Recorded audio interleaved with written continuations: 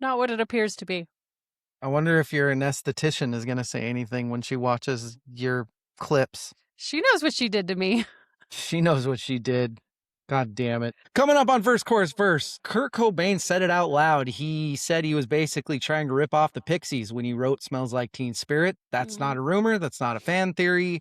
The man said it in interviews on record more than once. Last week, we talked about the album that was making him try to get back to himself by, again, ripping off the Pixies. I think tonight is not what he was reaching for, but it's pretty fucking close. That's next.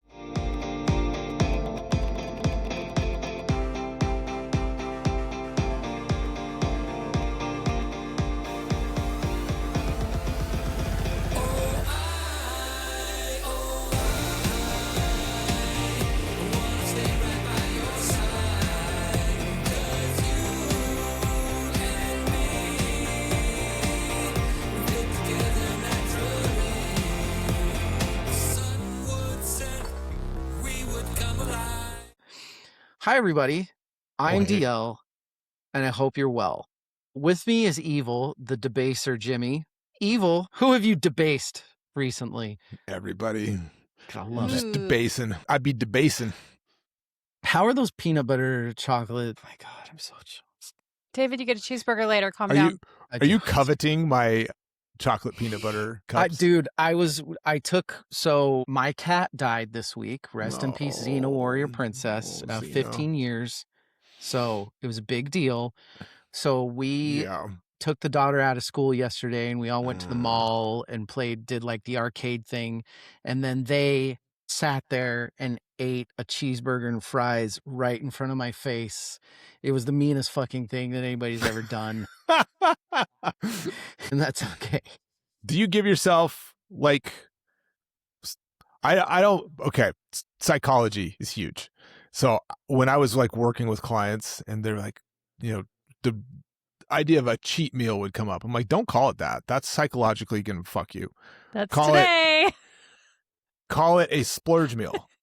I'll do that. Like, you're indulging on purpose. It's not, you're not falling off the wagon. It's like, I've chosen to do this. It's a splurge. I like that.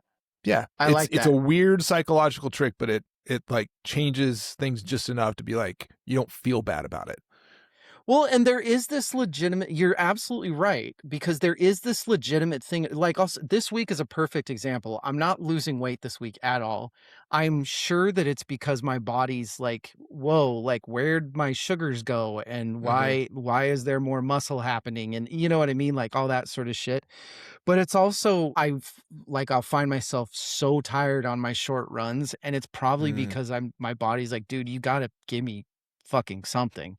We need glycogen. I think splurging now and then is good. Yeah. The big question, and it's tonight, and I'm so excited. The cocktails are part of it. Now I just have to decide if I'm going cheeseburger or cheese steak. I don't know which one I'm going to do, but burger for me all day long. You're not both of you really? Burger. Yeah. God, but cheese steaks are so good. Dude, I think that if you were to ask me through most of my adult life, like, what is your favorite meal? I think most of the time I would have answered like a T-bone steak and like a vegetable, like an asparagus or something like that. That sounds good. That's like my favorite, like a porterhouse. Let's be honest, porterhouse steak, which is the grown-up version of a T-bone. But yes, if I'm being honest, a really fucking good bacon cheeseburger is probably my favorite meal of all time. Burger and fries, man. It's hard to beat. Yep. It's hard. That and a perfect piece of pizza. Those are hard things to beat. Good slice of pie. I went to Pie Hole last night, which I hadn't been to forever. We got to get into we got to talk about what you did last night. First, we have to introduce Rachel. Hips like Cinderella. Polio. Rachel, how are you? Good. You kind of have Cinderella hair right now. Didn't she wear like the fucking... Yeah. She did. I think that was the name of her too. Cinderella? The fucking do. How are you, Rach? Good. Still a little crispy. How was Lake Havasu? It was nice. You know, sunscreen. I cannot. So important.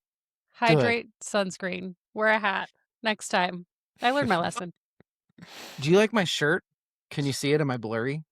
I Har. cannot read it. This Har. is Evil. This is Hollow Range. This is Tyler's shirt. He's gonna be so happy. Yeah, I That's love these awesome. shirts. It's got That's an owl on fucking the back. awesome.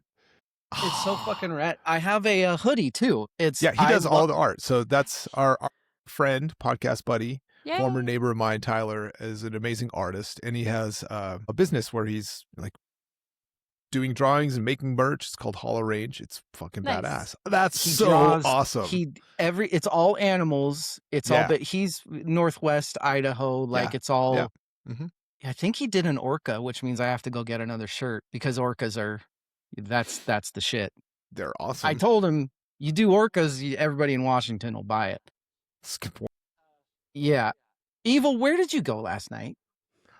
I went to the Knitting Factory in downtown Boise to watch a rock and roll show. Just kidding. It was a metal show. Just kidding. It was the heaviest show I've ever been to. Really? Oh my God. Heaviest ever. Yeah. Like I had like racked my, this has got to be the heaviest lineup I've ever seen. Do It you was- pit? Do I pit? Not at those shows. I'll pit at Unearth or at similar like metalcore-ish stuff. What's the difference? Pantera, I would have pitted at. Lamb of God, I would pit at. What's your question? Sorry. Why those, but not like? What's the difference? Is there like a violence rating or something like that? I like to be in the pit for more groovier stuff. Okay. Less stabby. Yeah, less stabby. So the more technical stuff that gets, the more I just want to watch. Yeah. Okay. That I makes wanna- sense. I want to be in the pit for music that I like really feel, and not that the bands that played like last night didn't have like breakdowny type stuff, but that's the kind of things that I would want to be in the pit for. Let me rewind a little bit because I went to Crowbar recently, and You did. my God, the pit there was the most insane thing I have seen in a very long time. And there were so many like high school aged kids at a Crowbar show in 2026. And I'm like, what the fuck? And so we're like standing in line at the merch table, and at our friend Tyler, who made the shirt that you are wearing, he's like, what are you guys doing here? And they're like, we saw him on TikTok. Like apparently Oh, Crowbar have tapped into TikTok and Reels and are like killing it with the youth crowd, which is amazing. God damn it. Back to last night, headliner was Behemoth, but it was Immolation, Rotting Christ, Deicide, and Behemoth. So, they were all so fucking good. Oh, it was- so good. It was an amazing show. It was a really, really good show. And I had a packed. listener tell me that we really need to get on TikTok. I just don't. I don't know, man. Do they Maybe want to that's run where- our TikTok so we don't is- have to? Actually, I should. Okay. That's Hold on. Listener question. love it.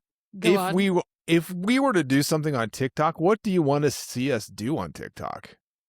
Well, obviously, synchronized dancing. Well, I'm not going on TikTok. I rescind that question. That's a good question, actually. Looks like you're drinking a fucking Chardonnay. We got to get to that soon. I think I know what it is though. So last week, a little bit of In Utero.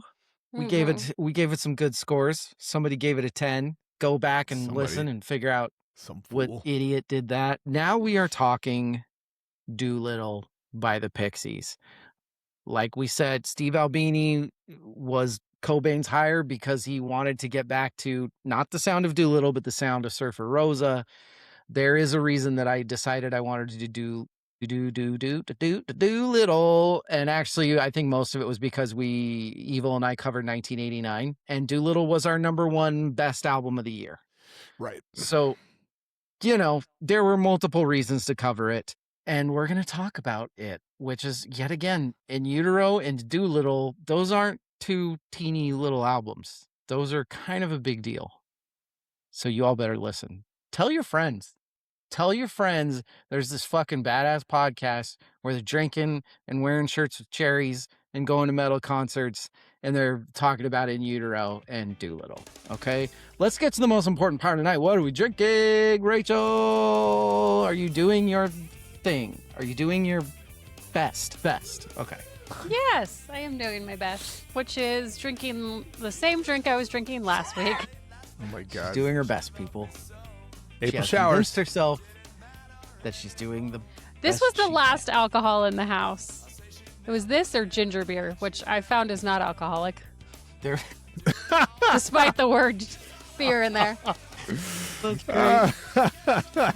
There are these things called stores and gas stations. Why With didn't you this just go face, get I a? can't go outside. Jeez Louise. Why didn't you just go get a Just A kidding, I buzz was ball. just lazy. Just go get a buzz ball. So they had these buzz balls at Sam's Club the other day, and they were the size of my head. And I Yeah. was like, I could drink one of those. Well, like Fuck yeah. a tenth Fuck of one yeah. of those. Evil. What are you drinking? I've got two drinks. 2 drinks. Surprisingly, I still have some of last week's drink left over. Spoiler alert. That we is batch record surprising. things.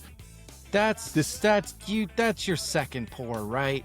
Yeah. Yeah, he killed the other one like seconds after he Oh released yeah. it I last like time. I Attaboy. choked it down. But so you can see actually, what did I make? I made something I remember. recently. Yeah. Was it a And they- last word? No, it was like it was a whiskey sourish kind of thing. What the fuck? It was a I made sour. It something. was some sort of sour. Yeah, that was previous. Before that, I made an aviation, and I didn't have cherries, and I was like bummed. So I invested in more maraschino cherries. But here's the thing: is like 1 is not enough, 2 is bad luck. So I always do 3 cherries in these because diabetes. It's a Scotch lady with Lafroig. But here's the thing: I like it. Probably won't make this version of this again. Mhm. And I think in the previous episode I said maybe like Lagavulin. I'm gonna go the opposite direction. I'm gonna go a little more simple. So I poured some Ardbeg 10, which Okay. that's why this is so clear. Ardbeg 10 is not aged in God, that's strong. casks the same way that some of the others are. It's aged in casks. It's not aged in like Pedro Jimenez or to get that color, that darker color. Port casks or sherry casks. I'm gonna make one of these with Ardbeg 10. I think it might be the key. Did you do the freezer thing? Is your second one frozenish? I kept it in the fridge. I didn't put it in the freezer. Okay. Yeah. All right. Okay. All right. Okay. All right. Okay. All right. That's fine. I was gonna do 2 drinks, but I didn't want to take that much time, and I'm kind of buzzed off of 1 high noon, so I got really nervous. So I just made 1. Here was my plan. My plan was to in representation of In Utero, I was gonna make a Naked and Famous. What that is it's equal parts mezcal, Aperol, chartreuse, and lime. Love And those. it's this kind of it's a little bit harder of a drink to take, but it's really fucking good. And then in honor of Doolittle, I made a paper plane, which is essentially it's almost the same thing except for substitute the mezcal with bourbon. I used 4 roses, and then substitute the chartreuse for whatever that fucking Italian. Amaro Nonino. Thank you. Yes. I mumbled that. Amaro Nonino. Yeah. Yes. And it is the opposite. It is like just the smoothest smooth. Yeah. I like both of those drinks, by Oh the way. my God, it's so Big good. fan. It's so good. And it is just such a more polished, super easy, not as challenging drink. Do you see where I'm going with this a little bit? See these 2 albums behind me? Huh? Mhm. The fucking the I've been drinking, I can't talk.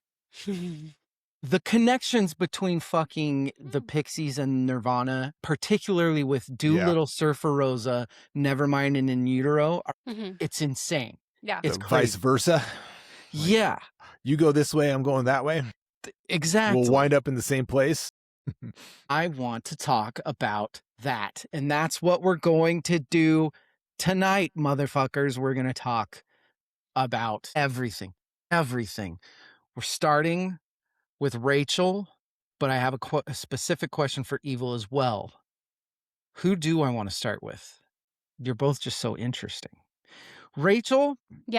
What has your relationship in your life been with the Pixies, if anything? Almost nothing. I was looking That's through, exciting. right? I was looking through Pixies stuff that just, on the Spotify, they have the top however many songs. Where is my mind and then everything else?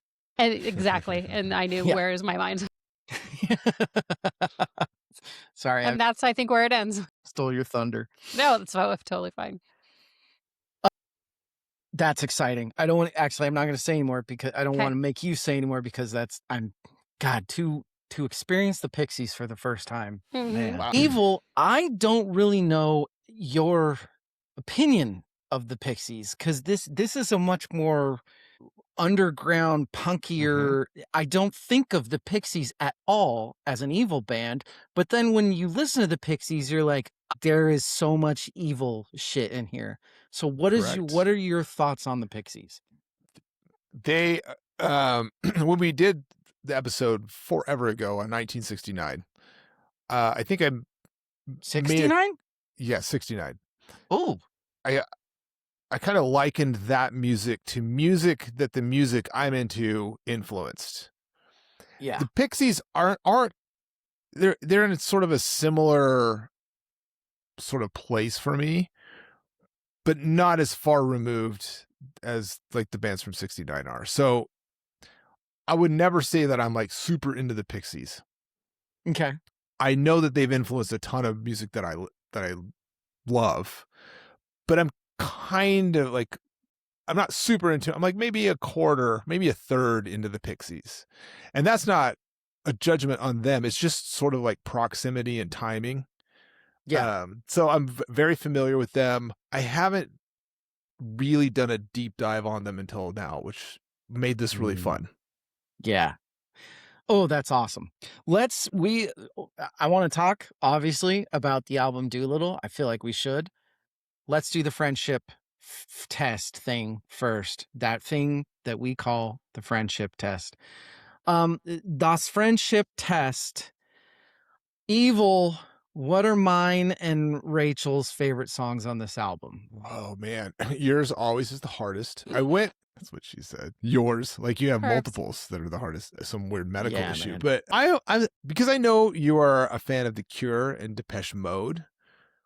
I think the emotional payoff of the album closer Gouge Away is in your wheelhouse.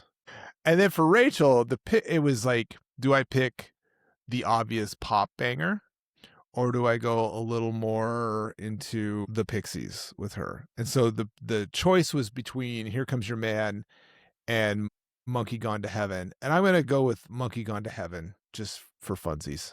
It's a pretty good pick, maybe. I don't know. We'll find out. I don't know if she likes that sacrilegious crap. Rachel, what are our favorite songs? Same, David. I picked Gouge Away for David. For Evil, So good. I went with Dead. It seemed angry and fun to work out to if I had a kettlebell. I don't know.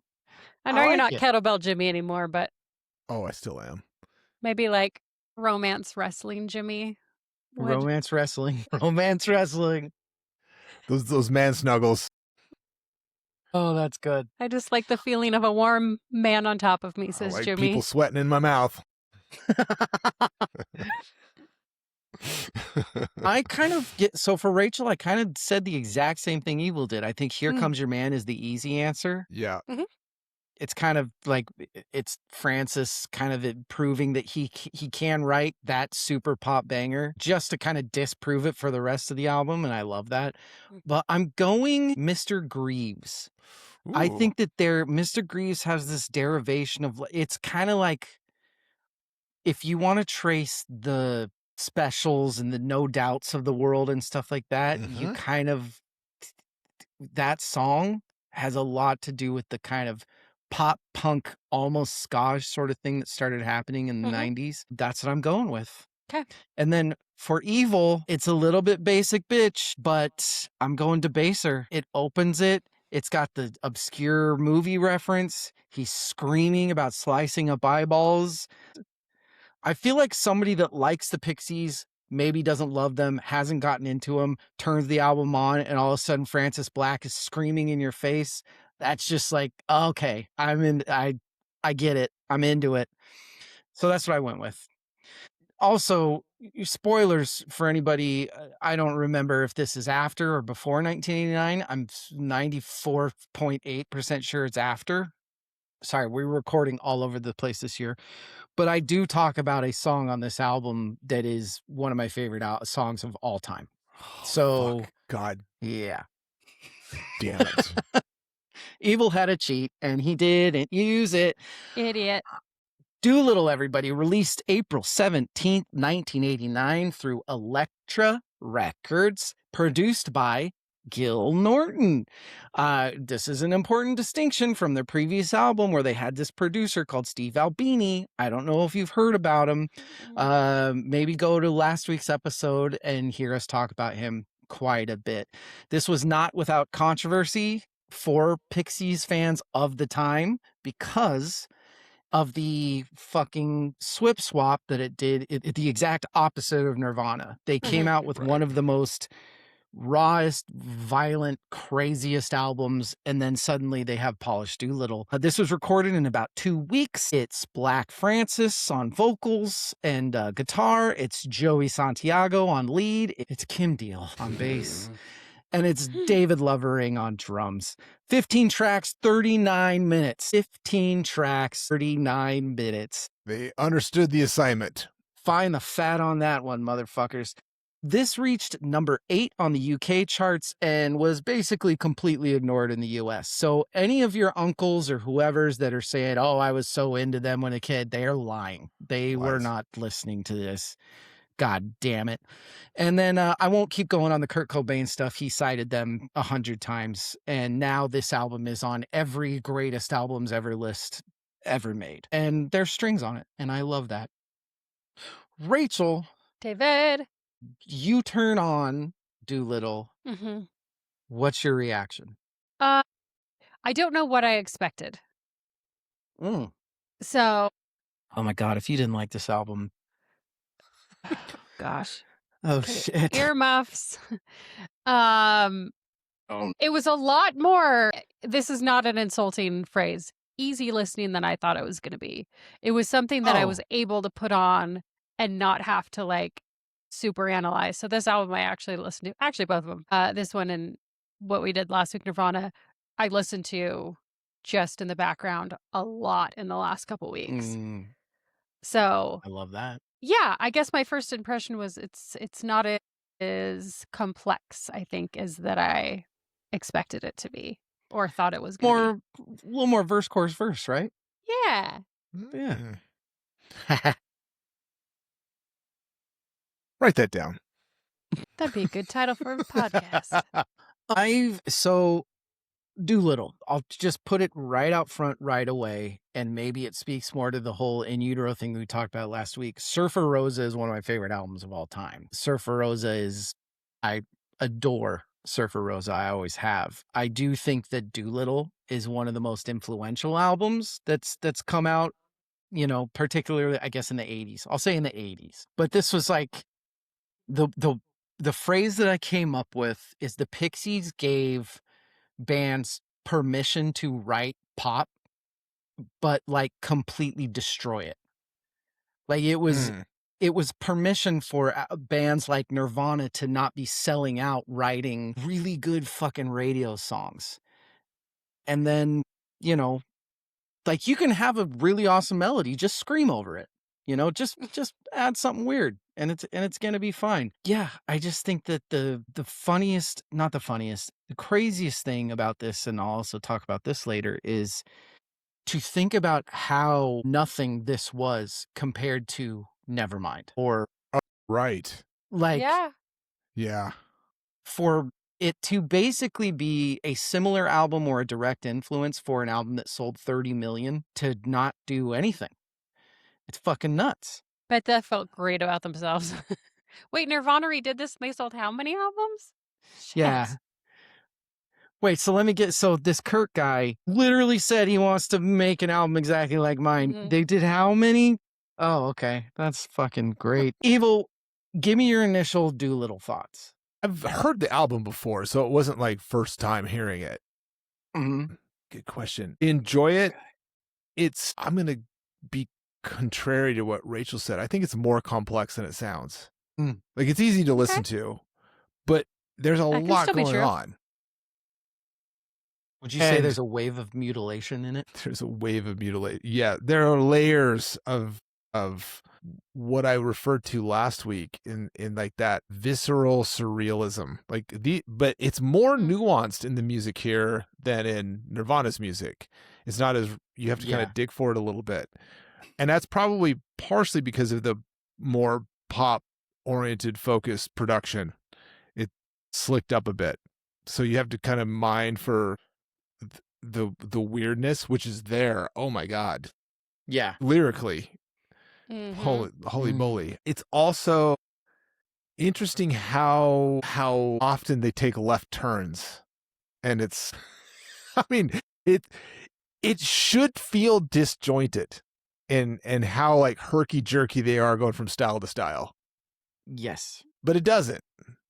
And that's interesting. I agree. I very much agree. Should we talk about what verse, chorus, verse is a little bit? Podcast.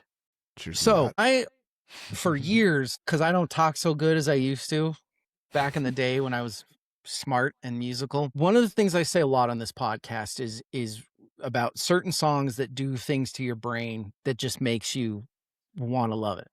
And everybody talks about how Pixies kind of started the quiet, loud, quiet, which that's not necessarily true, but they did bring it to the masses by influencing. But what I wanted to talk about is exactly what that means. Because it's easy to say, but what does it mean? And I did a little studying. I'm proud of myself. I learned a little science this week, you guys. And what I learned, because you have songs on this album that are so simply done. You have songs like Gouge Away, and you have songs like Wave of Mutilation or Mr. Greaves, Clackety Jones. There's a lot of them. And they are not doing anything different thematically or with structure, chord progression in the verses as they are in the chorus. They're literally just making it louder. They're literally, and what that does is it fucks with your brain. It really does. You go to feeling a thing, and then all of a sudden that same thing changes, and it adds to your stress levels. It makes your brain think that something different is going on. And then it calms back down. The way that the internet helped me explain it is it's like looking at a photo of the exact same thing, taking the picture at day and then taking the picture at night. Mm-hmm. And it literally fucks with your brain. And that's what these guys brought to the table. That's why when you're younger, before your soul is dead, you get like massive goosebumps and stuff when you used to listen to this sort of thing. I just wanted to explain to everybody what verse, chorus, verse is and why it's the greatest podcast in the history of man. Rachel, do you still get goosebumps when you listen to music? Yeah, I have that goosebump thing that people get. Did you know that is not a normal thing for everyone? It's aphasia. Is that the name of it? Something like that? Where when you listen to music, sometimes you get goosebumps. Would you say that it aphases you? Yes, but that happens turning into evil. So often. I know. I don't love it. It happens often for you. Yes, very often. It's more rare occasion when it happens with an album. It's more of if I'm listening to something live, either live YouTube recorded or live in person. It's kind of harder to. When Blackpink is in your area? Never with I love Blackpink, but never with Blackpink. Oh. Yeah. Shots fired. Sorry. Stupid shitty band. What about you, Evil? Didn't say that. Don't put words in my mouth. Fuck off. Evil. Do I get chills? Do you have emotions? You get goosebumps with music still. I can't remember the last time I did. I'm thinking, like, when was it? Probably more with live music. Hey, you too. Also, aphasia was very wrong, by the way. Anybody in the medical community that I was. Ironically, that's like a memory thing. That's good. It's hilarious. That's perfect, actually. Don't remember. Anyway, Eva, what were you saying? Something intelligent, I hope. I think I am more emotionally moved by live music now than record. It's fair. It's very fair. I'm okay with it. But hey, what about that music, yo? What about that? What about it? Are either of you familiar, or did you listen to while studying anything of that nature with Surfer Rosa? Oh yeah, I listened to it. I had it on a bit, but I've listened to it before. Do you feel pretty much I mean, I don't know what do you feel similar as you do with Nirvana with In Utero and Nevermind as you do with Surfer Rosa and Doolittle? No, I don't think so. I don't have the same feeling like this is how Nirvana should sound. I don't feel that with Surfer Rosa versus this album. And that's probably just because I didn't live through those two albums. I didn't live through Surfer Rosa and Doolittle the same way I did Nevermind and In Utero. And also they just like the cultural impact wasn't the same thing. Not at all. Not at all. I feel, how many Nirvana shirts are you going to see on the street every day? Right. How many people wearing fucking Pixies shirts are you going to see? Right. And it's revisionist history because now everybody now knows the Pixies are the Pixies. But even then, it's not like you see a lot of fucking Pixies merch and stuff like that all over the place. It's crazy. I don't know. I've loved the Pixies for a really long time, since way before you guys did. No, I'm just kidding. I got into Pixies in high school, so that was late 90s. I was just as late to the party as everybody else was. But a buddy turned on a song from Doolittle, actually, and I was like, wait, hold up. What the fuck is this fucking shit? And who is that amazing bass player that's singing amazing fucking amazingness? And why the fuck did Black Francis have to be such a fucking asshole? Here's my thing about the Pixies. The Nirvana thing was never going to last. It just wasn't. Like, I even feel like before the Kurt Cobain ODing and death and stuff like that, I feel like Cobain kind of saw the writing on the wall with Grohl. I think there's the story of like Pat Smear and Kurt Cobain walking by the room where David Grohl was playing guitar, and they walk away and Cobain like, turns to Smear turns to Cobain and goes, that guy is a better guitar player than either of us combined. and I don't remember what song it was, but there's a song on In Utero that Grohl wrote, and Cobain made it a song on In Utero, but told like there was a guilt there for it being a Nirvana song, when he's like, dude, you're a fucking songwriter, dude. Like, you should be writing songs. I don't feel that way with the Pixies. I feel like the Pixies could have come out with fucking 5 amazing albums if Black Francis would have just not been a dick and done everything he could to realize that Kim is the fucking heart and soul of this band, and my God, do not let her leave. Like, let her write and let her be amazing. It's weird can you think of another band, every one of them maybe, where you admire the fucking talent and the writing so much, but my God, like, just stop being a fucking douchebag, please. That's a lot of musicians. Yeah. Don't love their music, but as people, right, Evil? Great people, horrible musicians. You said you found them kind of in the later 90s, right? How familiar were you with the Breeders at this point? Beyond what was their flat? Cannonball. What was their Cannonball? Yeah. That beyond that, nothing. Really? Interesting. And I didn't put together that it was Kim Deal for. Okay. The concept of Kim Deal being a big deal, if you will. You're dumb. How dare you? What about you? I knew the Breeders way more and deeply before the Pixies. That's awesome. And I think that's just timing, just cultural timing. Like Cannonball was everywhere. Like I had Last Splash on CD. Like I was very familiar with that album. The fucking bass in Last Splash. Dude. Kim Yes. Deal, am I right? Well, and like this, the 6 degrees of Kevin Bacon going on with Kim Deal is crazy because like with her sister, like throwing muses, and then like the other gal who's formed the Breeders with her is escaping me, but she like went off and started Belly. Like there's all of these bands kind Belly, of at the same that's time. right. Yeah. Yeah. And I knew all of that really before truly knowing the Pixies.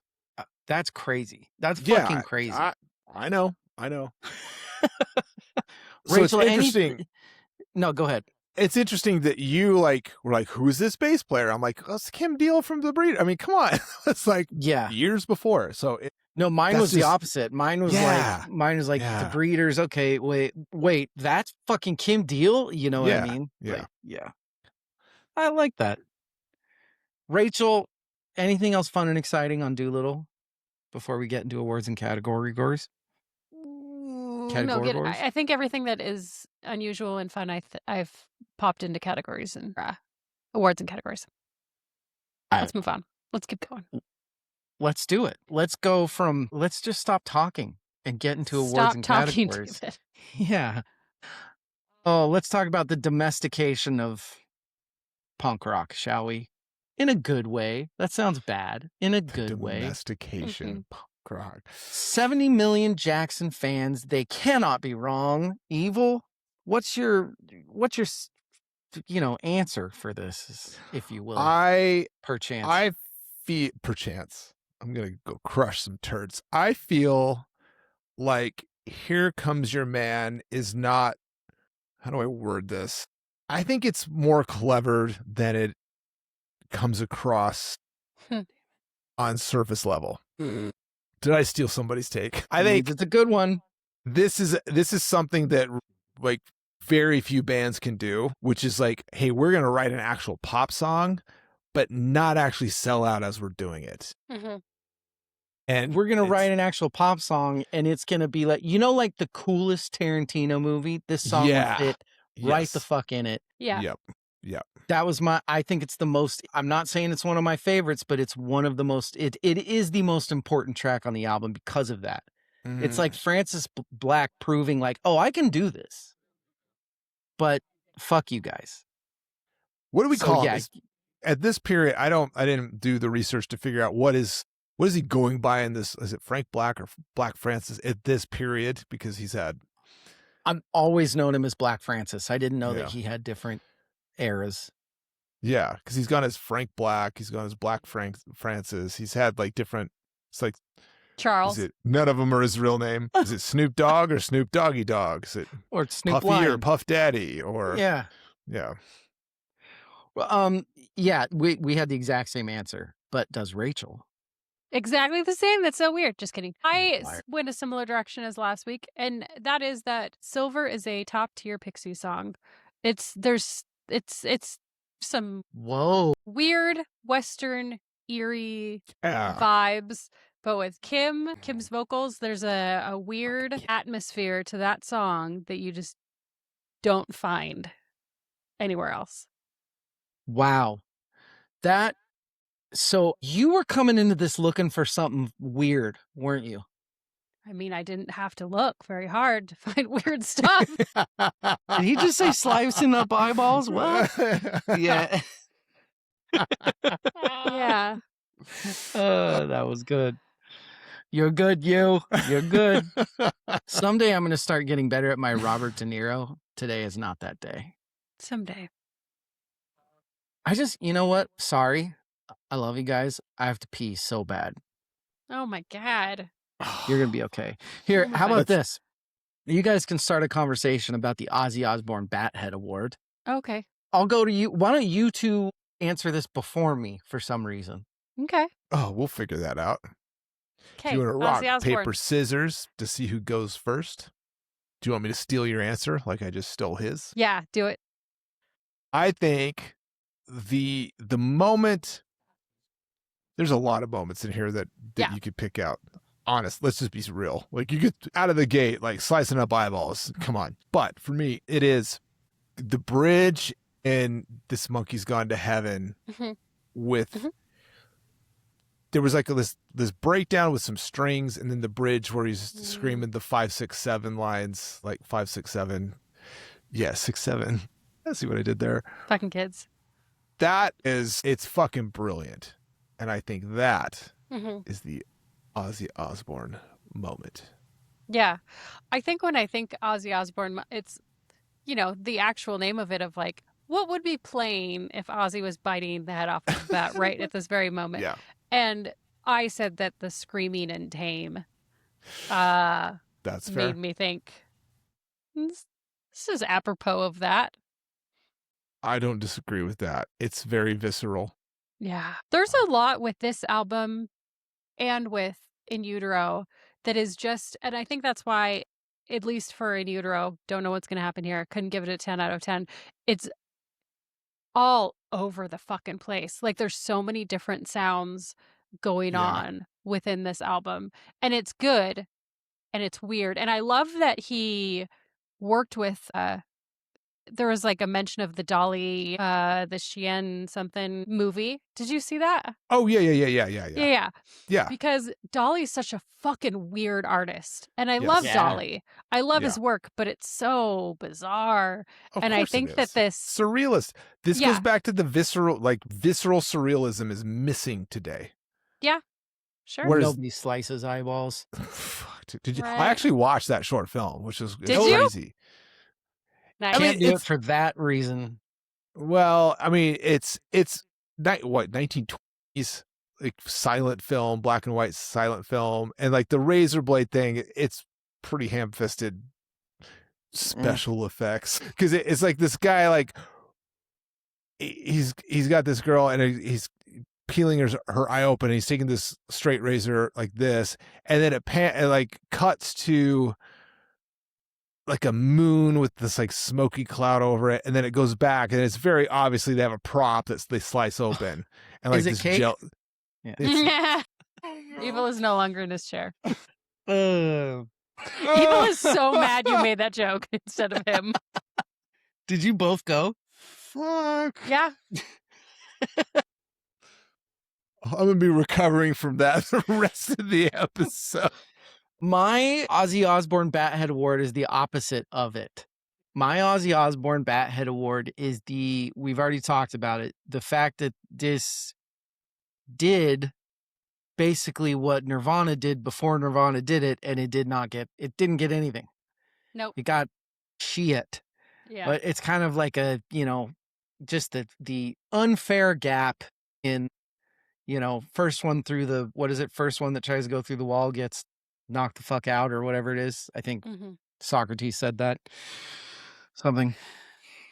It was the But that's it's the Bathead Award is the opposite of the Bathead Award. It's just they kind of got fucked over by how ahead of their time they were. Yeah. They were so close. So close. The DMX Hybrid Mark Lanigan Award. Evil, are you okay? He's still thinking about cake. All right. He's thinking about Dolly. Dolly? Is it Dolly or Dolly? Dolly. Dolly. Rachel, why don't you go? Evil's got to think. Evil's still recovering. This is why we don't record live. One of the reasons. Also, racism. Lanigan. I said... We should not be laughing that hard at that. Yeah. What are you going to do? I said I bleed. It's the most... I wrote, it's the most loudest track. But it's unsettling. It's another one of those moments where it's just, fuck is happening here? But it's amazing. I could not agree more. There is a lack, and they do this all the fucking time, and I love it so much and I hate it. But they always do this lack of resolution thing. Like if you go into the chorus of I Bleed and you hear Kim Deal doing the I bleed, you want her to do that last note to finish it. But she doesn't. She doesn't fucking do it. And it just, you're like, fucking like edging, am I edging. right? Stole my joke. God damn, both of you. We've worked together too long. We really have. Oh my God. That's an amazing answer though. For me, I think Joey Santiago is playing lead guitar in a way that has no precedent in rock music at this point. He's not playing melodically. He's not like soloing above Black's rhythm shit. He's almost like playing against the fucking song. He's treating the guitar in almost like I always say that it must be the one of the hardest jobs in fucking music has got to be playing guitar in a Les Claypool band. He sounds like he's in a fucking band with Les Claypool, and he's just trying to, make whatever the fuck he can work. And this was 1989. People were not doing this. They just weren't. In a world of Francis Black and Kim Deal, Santiago doesn't get talked about enough. That's why I'm going with him. Also, I just love the first song being about some super weird 1929 Dolly movie. Like, that's fucking awesome. Evil. That is kind of segues into my answer. It's their ability to blend this like weird, like biblical themes and like brutal sort of subject matter into these pop music sort of formula. Whereas if you just have these songs playing in the background, you have no fucking idea what's going on. It's like, and then you stop and listen to him. And you're like, wait, what the fuck is he talking about here? Holy shit. Like a wave of mutilation? What the New York and New Jersey? What's happening here? Yeah. That's so good. I don't know if I'm skipping anything. Overrated, underrated, or properly rated, Rachel? Underrated and also underrated. Ooh, I love underrated in its time. I don't think enough people cared at all. And underrated in that I don't know that people know that the effect that it had on music moving forward and how it was like the literal fucking blueprint for Nirvana. Air 5. Thanks. Because I think the thing is everybody says Nirvana. What they mean is everybody. Yeah. Fucking everybody. I mean, that's the first in the skipping of stones. Yes. Yeah. You are right. You're being real smart lately, Rachel. I don't know. I don't like it. I'm getting so close to being done with my degree. Critically praised in the time, but also vastly underrated in terms of like the broader cultural understanding of what's going to happen, what the impact it's making. I'm agreeing with Rachel here. Also underrated today because it's properly rated by music people, but completely underrated by muggles, like the non-music people. Right? Right? Yes. The normies are like, what? Pixies? Do what, huh? I'm like, have you seen Fight Club? Come on, let's go. It's everybody has a Nevermind shirt. Everybody has a Nirvana shirt, right? Yep. Nobody has a Pixie shirt. Not me. I love that brand. I love that brand. Yeah, the smiley face. I said I'm going a whole other vastly underrated is Kim Deal. That's what I am saying. It's funny. It's not funny. I just like to say that a lot. Hilarious. I also, disclaimer, High Noon passion fruit tequila smells Delicious? exactly like Teen BO. Spirit? Oh. Yes, exactly like Teen Spirit. It smells like BO, straight up BO. Like, Gross. it couldn't smell more like body odor. But is it And delicious? Does it taste like Teen Spirit? If you get past that, it feels like you're licking an armpit. Yeah. We're not going to get money from High Noon, are we? Dude. You know what I love? Cut water. It doesn't at all smell like body odor. This one smells delicious. Kim Deal's. So I've always loved Kim Deal, but until I really sat down and studied this album the bass is the soul of this album. It totally is. So you go song to song, and not only what the bass is doing, but what Kim is doing successfully, more of like a backup vocalist to this guy that's going fucking insane.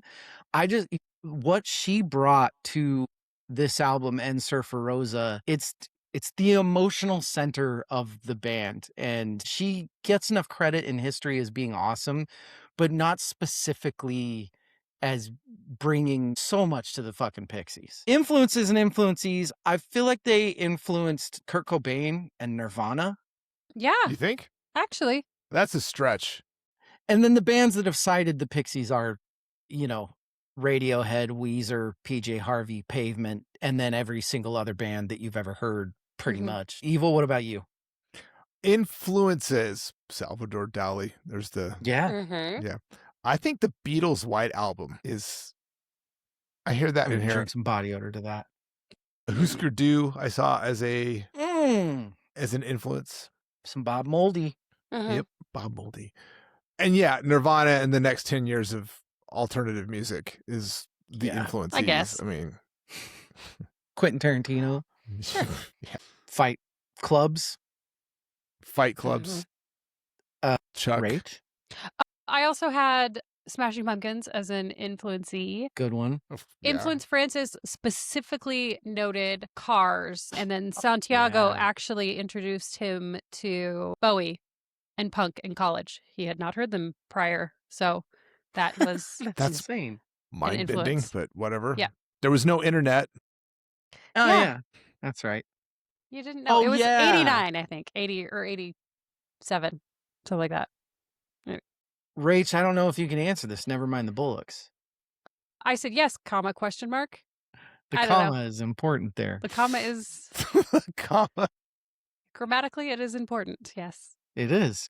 Period. I think that this is their best songwriting album. That I'm not going any farther than that. It's not Never Mind the Bullocks, obvious. Let's be real. Evil, what about you? Yeah, I don't think it's obvious. I think Surfer Rose is the cool choice, and this is probably the proper choice, but they're very close. So there's no... I don't think there's I'm so cool, though. So that's why. Are you? Yeah. Okay. What about the John Prine Lyric Award, Evil? What about that one? You're skipping all over the place. I hate you. Am I? If the devil is 6, then God is 7. This monkey's gone to heaven. Fucking love that. If man is 5. If man is 5. I said the same thing. I love it. It's one of the greatest lines. I also like slicing up eyeballs. Ho ho. Girl is so groovy. Ho ho. I mean, they're all over the place and they're awesome. Yep. Rachel, our resident lyric face. Also says slicing up eyeballs. Yeah. I love that. It's just... What did I skip? Noted Seriously and John Popper. Oh, you're right. You're drunk. No, I'm not.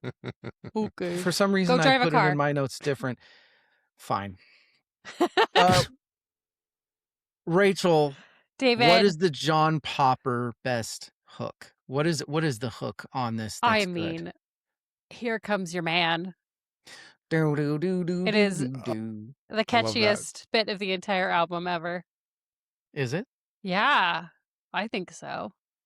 For me. Okay. That's what's stuck in my head. Are you sure? Yeah. Okay. I like it. Evil, same question. I love that that's her answer, because I said the muggle choice is Here Comes Your Man. So that's for normies. But the weirdo choice, for me, it's Wave of Mutilation, the chorus. You would. I said number 13 Babies chorus. It goes from this kind of like major punky thing to suddenly it's this quiet, minor, falsetto-y, voicey thing, and it gets in my head, and it's one of those parts that's like, I just want to rewind 10 seconds. I just keep listening to this part over and over and over. Edging. Eddie Van Halen Award, Rachel. I said the Debaser riff. Huh? Simple. Did you hear me? No, the what? The Debaser riff. Oh, debaser riff. Debaser riff. I feel like you liked debaser. That's fine. It sets the tone. And so Good, no, boys. this is what we're gonna do, guys. Yeah, I'm doing that every time. You think I'm Yeah. not going to set the tone? Yeah. Yeah. I love it. I am going to say, I already did it, but Joey Santiago's like dissonant compositional lead guitar through the whole fucking album. All of a sudden he's wrenching on the guitar in the middle of some rhythm that doesn't make sense, and it still works harmonically every single fucking time. I love him. He's awesome. Evil? Very similar. His lead work everywhere, and like the riffs, debaser, gouge away, tame, all amazing. But, and this is one of the reasons I laughed so hard when he said, "Is it cake?" I think the song "Hey" is a masterclass in understated guitar wizardry, like not overtaking the song but playing to the song, and that is the song. I'm like, oh, Cake obviously listened to this band. That's like Cake listened to this song. There's like Weezer listened to this song. Oh, like, yeah, name your 90s band listened to this song. And Hey was the Cake song for me. Rest in peace, Greg Brown. Yeah, rest in peace. But his Santiago's playing, it's just so, it fits the song so well. Yes, that's the right answer. Hey, here's a fun one. The Surfer Rosa Award. How about that? Rachel, what do you hilarious. Oh, that's a funny one. This is a little front-loaded for me, but I feel like it's consistent. Ooh. They apparently spent multiple days just talking about the order and operations of these songs, like the structure of the songs and where they should go. So I feel like they've convinced me that this is the right order of things. And it makes sense because I'm like, if you put in that much work, then obviously it was right. But part of me, yeah, it does feel a little front-loaded, I guess, maybe. Okay. But maybe that's not a bad thing. Maybe you're trying to get me addicted and then, I don't know. Well, that's Surfer Rosa, right? You put the pop hits at the front and then you put the weird shit in the back. Yeah. And that way they did. Yeah, that's good job. I feel like I didn't know that was the case. You learned me something. I didn't know that they sat there and thought about it, because to me, this is in a good way, all the fuck over the place. You've got Here Comes Your Man, like dead center in the middle of the album. I think Gouge Away is here's the thing. Debaser is a fucking amazing opening track. Gouge Away is a fucking amazing closing track, and everything else in the middle just kind of works. So whatever they did, it worked for me. Evil, what about you? I think this is the album. This album existing is why we have a Surfer Rosa Award. Ooh. It's the contrast of this album versus their previous album is why we talk about it that way. So this is like the anti-Surfer Rosa album. We're going to keep the pop hits here and there. So you know, you whatever, you dummies stay interested. You normies. Fucking never mind, am I right? Oh, well, whatever. Evil. Good job. Evil, what is the worst track on Doolittle? I wrote this early on. I said, say Silver if you want to start a fight. But that's not my answer. Silver's so weird. It is weird, but I love it though. It's not my pick. The one speed bump, if there is one, is the weird crooning that David Levering does in La La Love You. I had to pick one, and that's the one that just kind of took me out of it just a little bit. I think it's so fun though. It is. When suddenly he becomes like a wannabe Elvis. It's so fucking funny. And I just love the whistle in that too. Oh, I love the whistle. Don't dislike it. It just takes me out of it takes me out of the natural flow of the album a little bit. Yeah. That's fair. It's fair. I said Dead. Dead is actually, I like Dead. It's a good Pixie song. The guitar's super interesting, and I like the imagery of the lyrics or whatever. I do think that It's like the weakest track in an extraordinary album is fine, right? It's kind of, you know, you put it on an album and then all of a sudden it's Here Comes Your Man, Dead, Monkey Gone to Heaven, Mr. Greaves, like it kind of doesn't stand a chance. It's just not fair. Rachel? Same as Evil. I said, La La, love you. It's just, No. sorry. The whistle's so Oh. awesome. So weird. With that guitar, that cling, that's How is y'all it? crazy. Y'all crazy. Okay. It just feels out of place a little bit. It's not that it's bad. Oh, y'all crazy. Y'all crazy. Evil, what are the 3 best songs on Doolittle? Oh my God. 3, 2, 1. You're right. Gouge Away is an amazing good. closer. That's my 3. I think the song that I picked number 2 because I think it's the song I have associated with this album for the longest. It's winning. It's gaining this position just on sheer like time in the game, and it's Wave of Mutilation. Okay. Fair. And by number 1 by far is Debaser. I fucking love it. I didn't even know about the Salvador Dali like reference that Win. I watched the short film. I'm like into it. I love the performance. It is my favorite by far. I won, guys. Yay! I think it's awesome that you watched the fucking film. It's not that long. I mean, it's still awesome. It's on YouTube. Go look it up. Yeah. Rachel, what are the 3 best songs on this album? I have an honorable mention in Wave of Mutilation. I could not smash all the songs that I wanted into a top 3, so that got honorable. That's understandable. Number three, I said Gouge Away. Number That's 2 was Debaser. And number 1 for the basic bitch and everyone, Here Comes Your Man. I should have went with my gut instinct. We both said we should. God damn it. You fucking idiots. Oh, that's so silly. I do feel weird not having Debaser on my list, but I don't. It is my number. That's okay. Maybe my number 4. My number 3 is Tame. Song number 2 comes on, and dude, his screams in that, Jesus fucking Christ. I'd give my left nut to go back to 1989 and hear him do that live. Could you imagine just seeing, my God.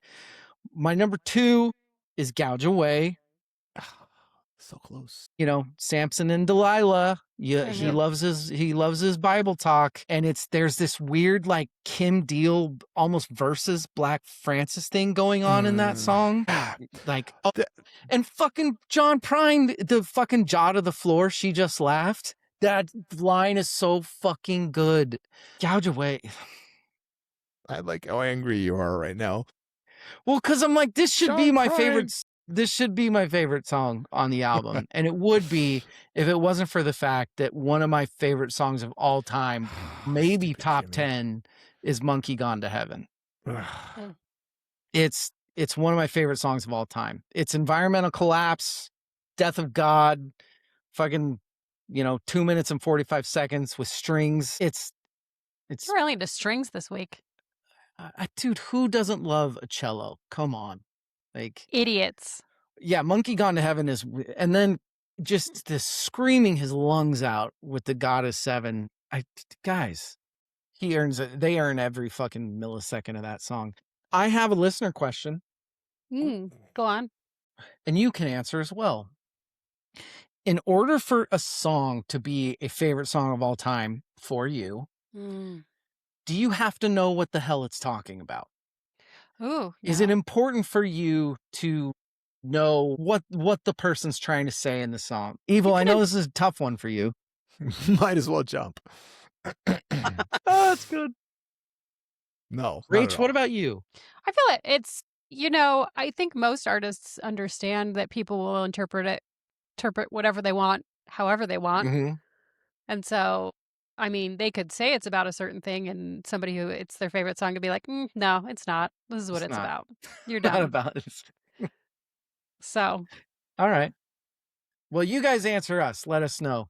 Tell us in the comments or the thing or email us or DM me or whatever. Evil, who? You send me some smoke signals. Who won the album, Evil? I'm rolling. Man, I mean, you've got Black Francis's songwriting, which is freaking amazing. Yes. Yeah, we've talked about Joey's guitar tone. Gil Norton's production helped it, like help take this sort of architectural plan of chaos and turn it into pop music. But Kim Deal's bass playing and harmonies are the killer app on this album. Meh. I thought you'd like that. So, yeah. Weirdest thing, I said the same thing. That's so weird. Bizarre. Kim Deal won the album.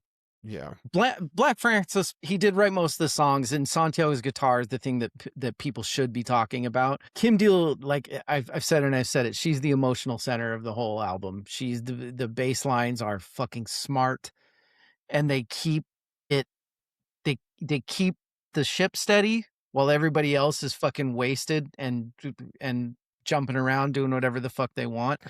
To me, there's a reason that Kim Deal leaving in '93 basically ended this band, and it's because there is no Kim Deal. There is no Kim Deal without the Pixies. That's what I'm trying to say. wow. Not at all. Strike that. Reverse it. Nailed it. Is it cake?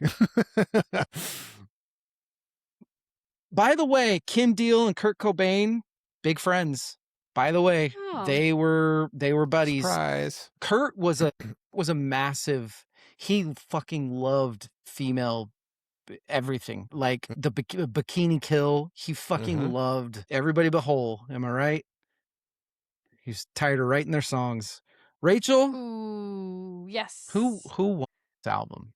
I had both of your answers. Also, Black Francis for songwriting / vision. Kim Deal as well. Cut it out.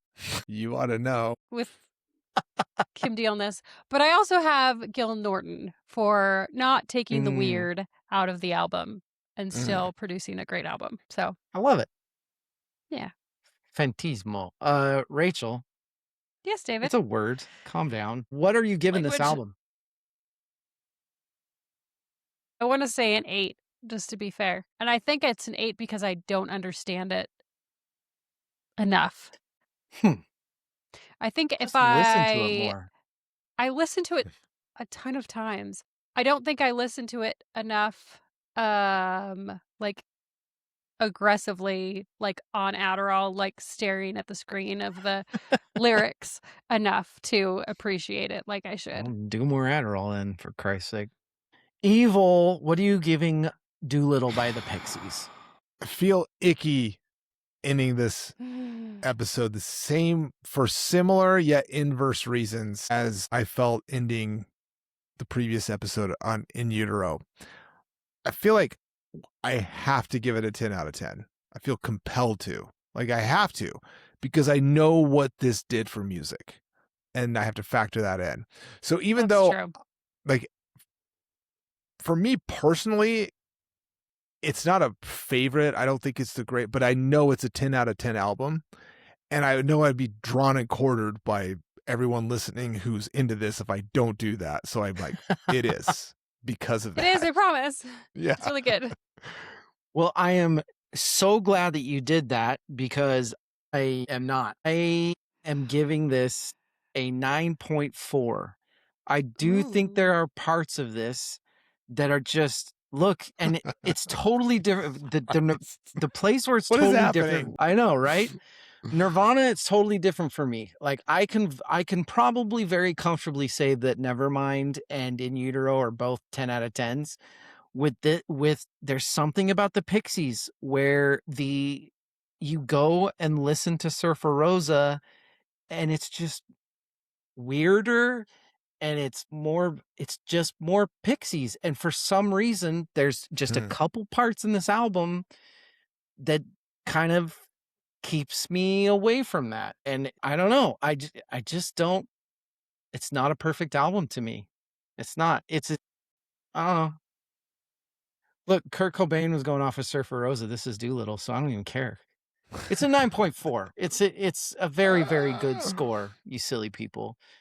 Any final thoughts? You need to eat a sandwich. I gotta go have a splurge meal. Oh my God. I haven't laughed this much during an episode in a while. This was actually a really good fucking episode. Well done, people. Next time, wear sunscreen. Oh, I should. Doolittle, I had so much fun on the lake, though. 1989, the album that changed the decade after it, and somehow America didn't even notice it, and DL gives it a 9.4.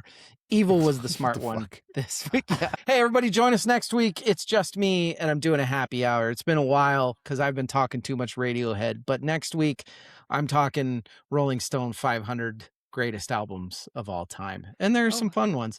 Evil, what are you doing tonight? I'm going to eat these 2 peanut butter cups next. And I haven't planned an adventure yet. I might go have an adventure. I feel like you should take booze with you. Ooh. Bees? Sneak it in your pocket. Rachel? Melted peanut butter in my washing machine at some point. Rachel, what are you doing tonight? Hanging out. Ladies' night. Husband's gone. Oh, so. That's right. You should have some Chardonnay and watch Sex and the City. Have you ever had Chardonnay? It's disgusting. Yeah, it's not great. Sometimes I've had a couple Chardonnays that were good. Okay. Great, they have alcohol in them. I guess they do. You're right. Uber Eats? No. You are not an Uber eater. Way too expensive.